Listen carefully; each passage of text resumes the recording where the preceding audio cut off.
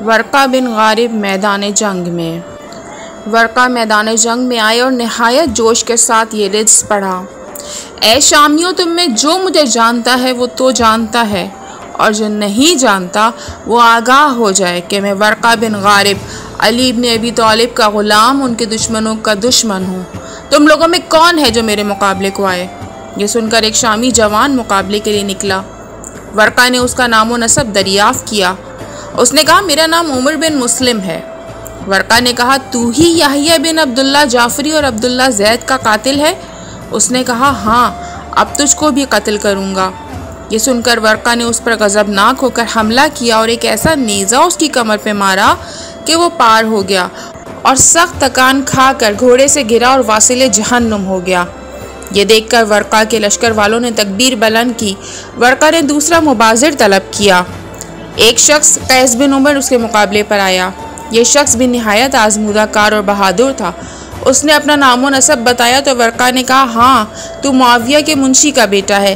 सिफ़ीन की जंग में तेरे हाथ से अमीरुल मोमिनीन अलैहिस्सलाम के 7 रुफ़क़ा मारे गए थे और मौला अली ने तेरी गर्दन पे एक घूंसा मारा था कि तेरी गर्दन टूट गई थी। उसने इकरार किया। फिर वर्का ने उस पर हमला किया।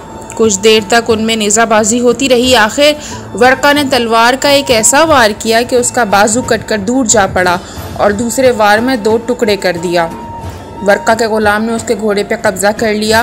फिर सफ़े दुश्मन से तीसरा सवार हारिस मुकाबले पे आया।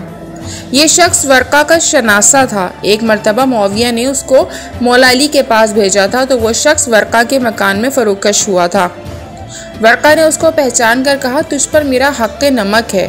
उसने कहा, दुरुस्त है, मगर उस ज़माने में तुझ पर लानत करना वाजिब ना था और अब वाजिब हो गया क्योंकि तू अली का दोस्त है। वर्का ने कहा, तुझ पर खुदा की लानत हो, और एक ऐसी तलवार मारी कि 2 टुकड़े होकर गिर गया। उसके बाद वर्का ने मुबाज़र तलब किया तो रबिया बिन मुखारिक खुद लश्कर के बाहर निकला और लोगों से पूछा कि ये कौन शख्स है। लोगों ने बताया, ये वर्का बिन गालिब है। उसने कहा, मैं तो समझा था कि ये मालिक उश्तर का फर्जंद है। लोगों ने कहा, उनका हाल ना पूछिए, वो तो दुश्मनों के लिए एक बलाए बेदरमा है, उसका नाम ना लीजिए। रबिया ने अब्दुल्ला बिन समला को बुलाकर हुक्म दिया कि माँ अपनी फ़ौज के वर्का से मुकाबला कर। अब्दुल्ला ने अपने हमराहियों के साथ वर्का पर हमला किया जो 1000 जंग आजमा सवार थे। वर्का ने भी शेर गज़बनाक की तरह हमला किया और दम के दम में कुश्तों के पुश्ते लगा दिए और वो बहादुरी और दिलेरी जाहिर की कि दोस्त और दुश्मन की ज़बानों पर मदह सना जारी थी।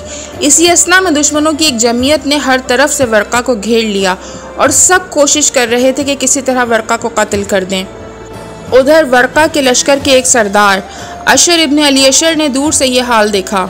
उस दिलेर ने अपने 1000 हमराहियों के साथ अब्दुल्ला के लश्कर पर हमला किया। आखिर दुश्मन भाग गए। उस हमले में अहले शाम के 170 आदमी मारे गए। शाम के वक्त लड़ाई मौकूफ़ हुई और दोनों लश्कर अपनी अपनी क़यामगाह पर वापस आ गए। अहले शाम के दिलों पर मुख्तार के लश्कर की हैबत तारी हो चुकी थी। सबके दिलों पर खौफ व हरास छाया हुआ था। दूसरे रोज़ रबिया ने कहला भेजा कि तुम लोग यहाँ से बेहतर है कि अब वापस चले जाओ, क्योंकि मैंने उबैदुल्ला इब्न ज़ियाद से कुमक तलब की है और वो एक लश्कर जर्रार हमारे पास भेज रहा है। जिस वक्त यह कासिद मुख्तार के लश्कर में पहुंचा तो ज़ैद बिन अनस की हालत बहुत नाजुक थी। उसने कहा, मैं रबिया का कासिद हूँ, किसको इसका पैगाम पहुँचाऊँ? वर्का ने कहा, क्या कहना चाहता है, मुझसे बयान कर। कासिद ने रबिया का पैगाम पहुँचाया और वर्का ने कहा, जाकर कह दे, हम लोग मौत से मुतलक नहीं डरते।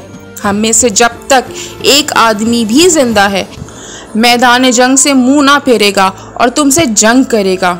दूसरे रोज़ सुबह दोनों लश्कर सफारा हुए और एक शख्स लश्कर शाम से मैदान में आकर मुबाज़र तलब हुआ।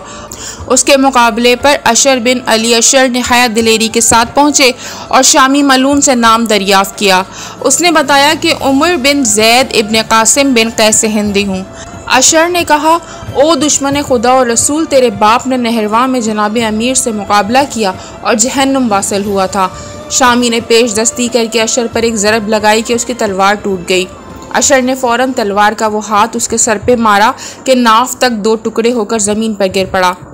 रबिया ने यह देखकर अब्दुल्ला नामी एक और पहलवान और बहादुर शख्स को अशर के मुकाबले पर भेजा जो दुश्मन आले रसूल था। अशर ने नहायत दिलेरी से उस पर हमला किया। दोनों में देर तक रद्दोबदल होती रही। आखिर अशर ने तलवार का वो तुला हुआ हाथ मारा कि वो भी 2 टुकड़े होकर गिर पड़ा। उस नुमाया फतह पर लश्कर मुख्तार में खुशी के शादियाने बजने लगे और शामियों को सख्त सदमा हुआ और उनकी हिम्मत पस्त हो गई। रबिया ने समझा कि अगर मुख्तार के लश्कर ने अब हमला कर दिया तो शामी भाग खड़े होंगे, लिहाजा खुद सवार होकर मुकाबले को चला और अपनी फ़ौज की हिम्मत बढ़ाई। उसने मैदान जंग में पहुंचकर अपना मुकाबिल तलब किया। वर्का ने उसको पहचान लिया और ख़ुद उसके मुकाबले पर आए। रबिया ने कहा, ऐ शख्स, तू मुझको पहचानता भी है कि कौन हूँ? वर्का ने कहा, मैं खूब पहचानता हूँ, तू खुदा और रसूल का दुश्मन है। ये सुनकर उसको बहुत गुस्सा आया और वर्का पर हमला आवर हुआ। जानबीन से हमले हो रहे थे। दोनों तरफ से फ़नून जंग का इजहार और चुस्ती और चालाकी दिखाई जा रही थी।